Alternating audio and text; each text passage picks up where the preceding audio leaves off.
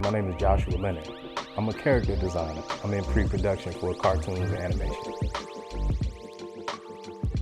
So my upbringing, I was born in Miami, Florida. I've lived in Alaska. I'm a military brat. I lived in Maryland. I've lived in Biloxi, Mississippi. Now currently residing in Atlanta, Georgia due to Hurricane Katrina. I chose character design because I've been drawing my whole life since I was 3 years old. My brother taught me how to draw Garfield when I was in kindergarten, so I've always loved art. And then I just wanted to create characters and tell stories and, introduce compelling characters along the way. So I discovered character design because I grew up watching Looney Tunes.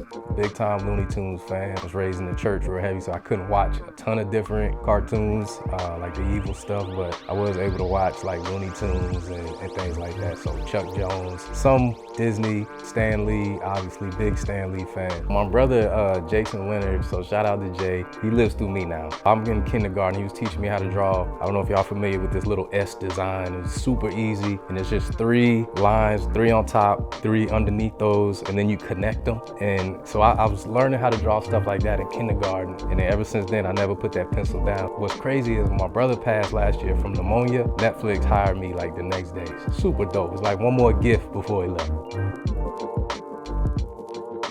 It's in the pre-production phase of a cartoon, TV show, any animation, and what I do is create the look of the character that the writer has developed. I would create the main characters. I would do like 50 different drawings, and the art director would choose and kind of break down each one, and I kind of number each one, so he might like number 3's head or number 5's body and things like that. So that's the fun development stages where you kind of just get to do whatever I want and just have at it. Because a lot of time the writer and the director, the art director, they don't even know if the character is black or white yet. So I get to just have my fun with that part.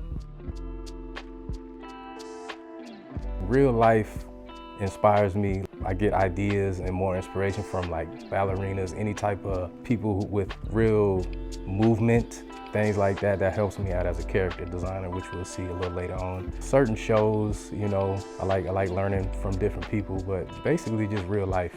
I learn a lot from real life.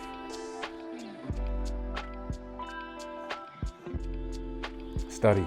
I do a lot of research. It could be from other artists, it can be from real life, just individuals that I see in person. I'm unapologetically an artist who's gonna draw. If I'm gonna draw black people, they're gonna have full lips, the nose, everything that we look like, and so be it with anybody else who's from the Asian community or the culture. I like to make sure everything is true to life, so that comes with studying, learning.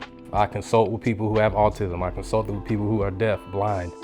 I think it's important.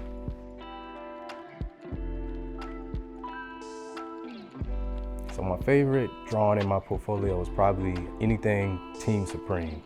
I'm actually getting ready to pitch it to Warner Brothers soon, so y'all say a prayer for me. But I like to draw my own characters, so that's what I take a lot of pride in, and I really want to develop my characters and introduce them to you guys as much as I can. Team Supreme is my own cartoon. I came up with it around 2009. And the reason Team Supreme is so amazing and the reason it goes viral all the time is because it's a cartoon about kids who have a disability, but they also have superpowers. So imagine Batman, but he has, he's an amputee. So, it has to be that good to compete with a Marvel, DC. And I'm working with Lena Waithe and Hillman Grad on developing it, and we're getting ready to pitch it. So I'm super excited about that. And that's kind of what you see behind me. I think something like this is needed for kids and adults. It'll show how important it is to have this inclusivity and show diverse characters on screen. My main character has autism. I have a deaf character, sickle cell. My goal is to have any type of disability. I want to cover all of them. We need to normalize being different. A lot of people, they just copy each other, but I have a 16-year-old daughter. I tell her to just be yourself. We're trying to bring people together at the end of the day, especially as it pertains to animation, because kids need to see this. It would show the value of inclusion and diversity. Shout out to Stan Lee, who did create characters that look different, but not how I'm gonna do it. Things that I've learned the most about people who have a disability is that their heart is amazing.